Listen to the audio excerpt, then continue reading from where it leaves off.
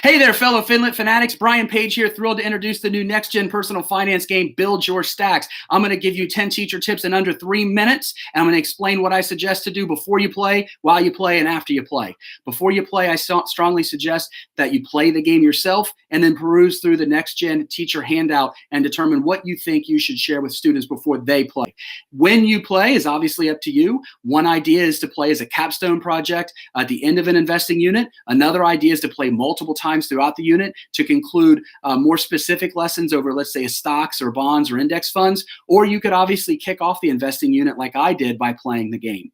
Now, after you make that decision, you can decide whether you want the students to play as individuals or play as a group. If they play as individuals, they're competing against the computer, which is just an index fund. If they're playing as a group, they're competing against their classmates, and they can see in real time on the left-hand side of the dashboard, they can see how everybody is doing from one round to the next. My students strongly preferred that. I recommend that. First 5 or 6 minutes are chaotic. The kids are excited. They have lots of things being thrown their way. So even though investment options are being introduced incrementally, they're still trying to get accustomed to things, particularly the kids that are so used to having the answers told to them before they have an opportunity to learn from their own experiences.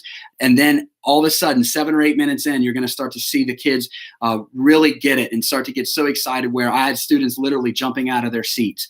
One option halfway through is to stop it and go into a little bit more detail over content, or you can play all the way through like I do. I think it's just more of a festive and enjoyable atmosphere for the kids.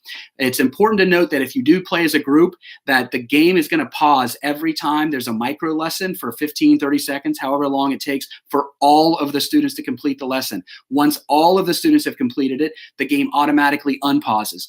Or you can decide as a teacher, you're just going to unpause it as soon as it becomes paused so all the students can move at their own speed. I highly recommend after you play to have the students reflect on the experience, particularly their emotions, the anxiety, the fear, the impulsiveness, because those are the kinds of emotions that lead to really bad financial behavior. We want to make sure we correct those emotions now with a game rather than in the real world with real money. I would also recommend diving deeper after the reflection into the content itself. Make sure that they learn a little bit more about mutual funds, bonds, stocks. And you know what? If there was a kid who really did a great job and even beat the computer in the simulation, challenge the kid. Tell them, hey, I'll give you 10,000 extra credit points if you can beat the computer, which is an index fund, 4 times in a row, because they're not going to do it. And that's the point, to get them to understand and invest in low-fee index funds.